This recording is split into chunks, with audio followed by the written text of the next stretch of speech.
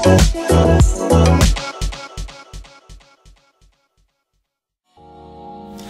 hello everybody, and welcome to another edition of the D-Pad Discourse. This edition will be for the week that started on March 30th, 2014. Alright, well, news came out that Phil Spencer is the new head of Xbox, which is great news. I always felt that Phil Spencer would be the perfect person for the job, and now he has it. The news was announced earlier this week, so it's really good news. I've seen many interviews and read many interviews with him in the past and also recently, and he's always been about games. And in these recent interviews after the news that he, of his new position at Microsoft at Xbox, that's all he talked about, was just focusing on games, saying that the Xbox One is a gaming platform, and that's what he wants it to be known the most for. And it's great news. I'm really looking forward to seeing what he does for Xbox One in the future, especially at E3. He's been talking about E3 a decent amount, and I'm really looking forward to seeing what announcements they'll have for this year's E3. It should be great. The Xbox One, I really like the Xbox One. I like the features when it comes to media, like being able to control your TV and your videos and other forms of media with voice, as well as just being able to switch to games and media instantly just via using your voice. But overall, the reason why I bought the Xbox One was due to its games. Its games appealed to me greatly, and so far the system hasn't disappointed me when it comes to games. I'm definitely looking forward to even more games that are going to be coming out this year and also in the future. So Phil Spencer, do well. I'm definitely looking forward to seeing what changes you make to the Xbox One, as well as improvements.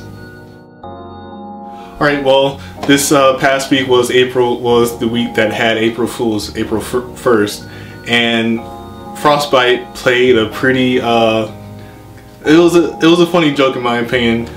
It was talking about Frostbite being used on the Wii U, and apparently the guy who tweeted it on the Frostbite account got in a lot of trouble. Overall, a lot of people are just looking at this as an April Fool's joke, and a joke that's gone wrong now that, the guy got into a lot of trouble and Peter Moore had to apologize for the April Fool's joke. But I think that's something that people aren't seeing, or at least, people that I've read reply to the April Fool's joke. Something that I don't think that they are seeing is that this wasn't really a joke. This was a glimpse of what developers think about the Wii U. I mean, I'm pretty sure whoever tweeted that quote-unquote April Fool's joke at Frostbite wasn't really the only developer that feels that way about the Wii U, basically saying that the Wii U is a joke, saying that, oh, it will never support the system. And, it pretty much shows why the Wii U has poor third-party support.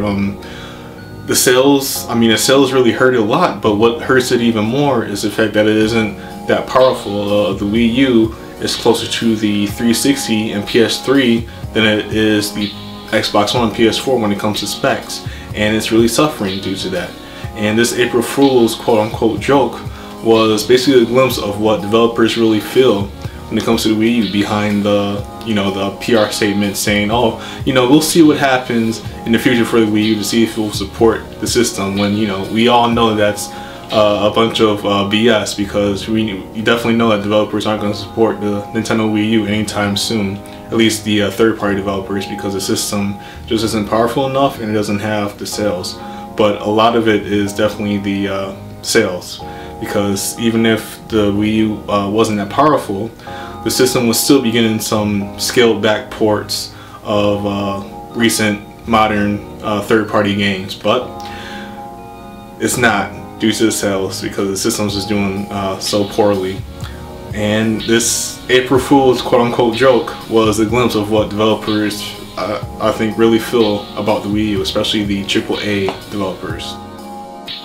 Alright, and to end this edition of the D-Pad Discourse, the Amazon Fire TV was revealed this past week. The Amazon Fire TV will be competing against tons of other streaming boxes. And something that's, I guess you could say, unique about this media box is that it has a controller for games, but at the same time the games don't really look, don't really seem that appealing, because the games seem to be just ports of games that are on the iPhone and iPad. Just, you know, put on the screen, the big screen, your TV screen, and you'll be able to play those games with a controller. And they're really, well, they're seemingly, Amazon seemingly trying to compete against the Xbox One, or at least, you know, they're sending digs to the Xbox One in all their advertisements for the Amazon Fire TV. But overall, I just don't see how anybody could want the Amazon Fire TV for gaming. I mean, the gaming content on the device will be pretty slim, especially if you already own, you know, say an Xbox or PlayStation or even an iOS device. I mean, there's nothing that you're really missing out on if you don't get an Amazon Fire TV. And on top of that, when you take out the gaming portion of the Amazon Fire TV and look at, you know, the streaming options, all the streaming options and apps that you can have on the Amazon Fire TV box are already available on just about any tech device that has a screen or can connect to a screen. So that even, you know, makes the device more pointless for many people who already have boxes that can stream media or play media. So it's going to be interesting to see how this device does. Alright, and that was another edition of a D-Pad Discourse. I hope you guys enjoyed it, and I hope you guys come back next time for another edition of the D-Pad Discourse. Until then, this is Brad Davis saying goodbye, everybody.